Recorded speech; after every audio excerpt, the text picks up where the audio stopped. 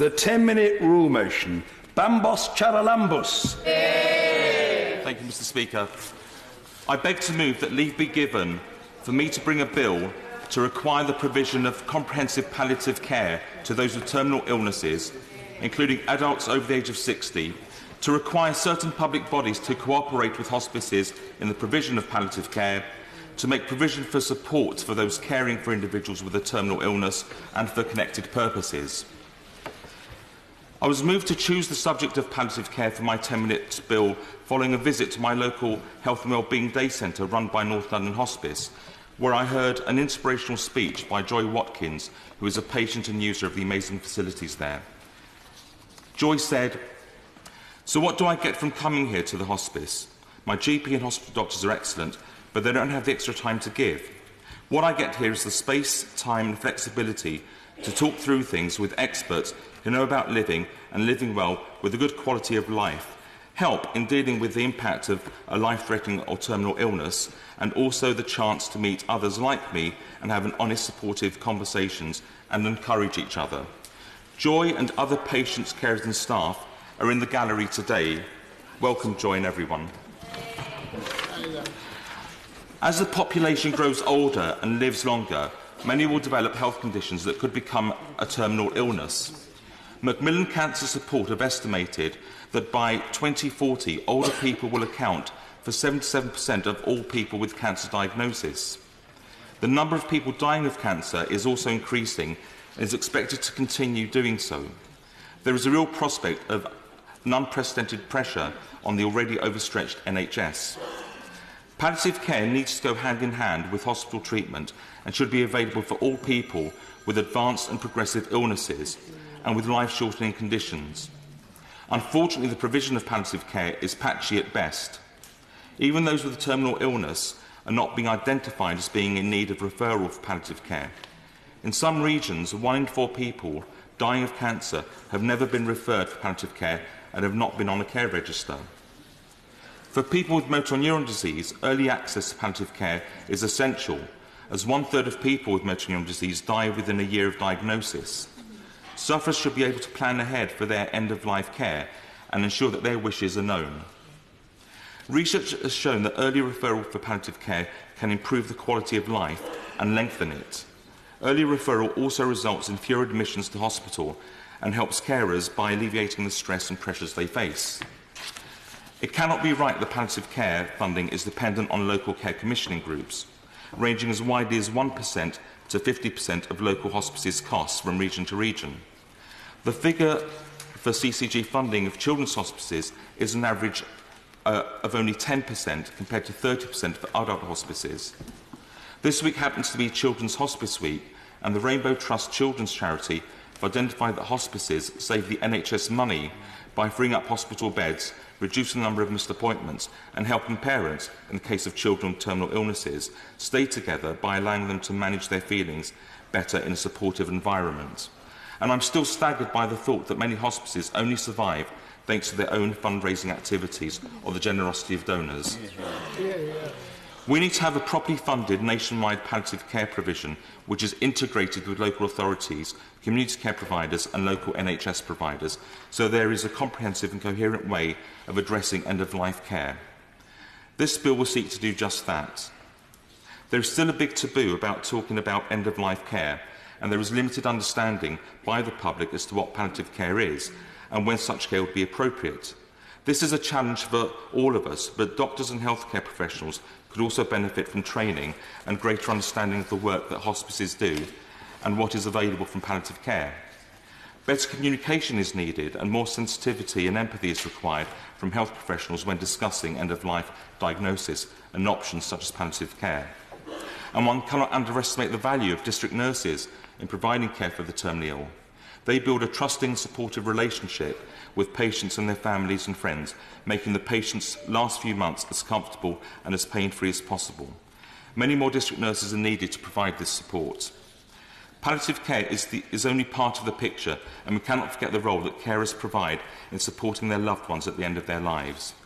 We only have one chance to give a decent care to each person who is diagnosed as terminally ill. No matter what age someone is when diagnosed, there is likely to be a relative or a friend who goes above and beyond to unconditionally care for and support them in the last stages of their life. Hospices, just like North London Hospice's Health and Wellbeing Centre in my constituency of Enfield Southgate, can play a role in identifying carers who may not have realised that they have suddenly become a carer and are entitled to an assessment. When focusing on someone at the end of their life, it can be tough to identify your own needs and to fully appreciate the role you've taken on. The Health and Wellbeing Centre works for outpatients and carers, recognising the holistic and inclusive approach that is needed. Carers face many physical and emotional challenges as they provide that essential support needed by their loved ones. Things like dressing them, taking them to the toilet, or physically helping them move about, and all while trying to preserve their loved one's dignity. Even when there is palliative care provision, there is virtually none that is out of hours, and so carers rarely get the breaks at night time or at weekends. Many carers get no support or respite at all and are often stressed to breaking point as they adjust to a time where their sole focus in their life is the care of their loved one. At a time when there is a chronic underfunding in social care, there is also a serious lack of high-quality community care and support for carers. Carers UK estimated that as many as 1 in 8 people are providing unpaid care and support to a family member or friend. This unpaid care is worth £132 billion each year, which is the equivalent to the entire NHS budget for 1 year. Under Section 10 of the Care Act 2014, councils in England must carry out an assessment of care of an adult where they may need support. However, Carers UK research shows that 25% of people providing palliative or end-of-life care are waiting over 6 months for an assessment. Even when assessments have been carried out, many carers get no extra support, leading to carers suffering ill health, financial pressures, stressed relationships and feelings of loneliness and isolation. Carers need breaks, an allowance in line with job seekers' allowance, a right to paid leave and support for a more care-friendly NHS, which I know that Hospice UK have been campaigning for some time. It is for these reasons that I am seeking a clearer recognition from the government of the existing contribution of carers and an understanding that without this support the situation would become unsustainable. In tandem with this is the need for a new right to paid care leave for carers in work and an increase in the carers' allowance for those not in work. Marie Curie Cancer Care have estimated that in the next 25 years, an extra 100,000 people will die each year. The need to do something about this problem could not be starker. This bill will seek to ensure equal access to community palliative care services for anyone who is terminally ill, better cooperation between hospices, agencies and the NHS services to join up the currently fragmented provision, better funding for district and community nursing. For each person who becomes terminally ill, they only have one chance to live well until they die, and it is unacceptable that their only chance of living well is dependent on the prioritisation of funding for their hospice from their local CCG. In all probability, when this bill receives a second reading, Joy will no longer be with us. But in her words, the hospice can help us live with a better quality of life. It is about living, not just about dying, until we are ready, and then it will be about a safe place to die. We owe it to Joy and all current and future sufferers of terminal illnesses to make sure that we improve provision of palliative care and make the system better and fairer. Mr Speaker, also supporting this bill are the members for Enfield North, Hornsey and Wood Green, Weaver Vale, Canterbury, Lichfield and Colne Valley. Mr Speaker, I commend this bill to the House. Thank you. The question is that the honourable gentleman have leave to bring in the bill. As many as are of that opinion say aye. Aye. To the contrary, no. I think the ayes have it. The ayes have it.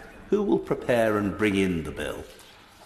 Joe Platt, Emma Hardy, Tonya Teniazzi, James Frith, Eleanor Smith, Laura Smith, Layla Moran, Dr Philippa Whitford, Dr Lisa Cameron, Jim Shannon, Will Quince and myself.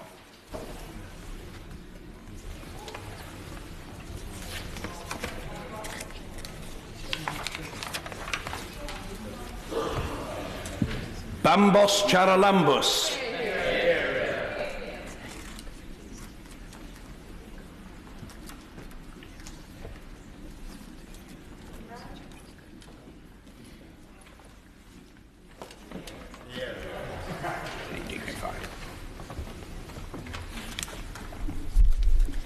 Terminal illness, provision of palliative care and support for carers bill.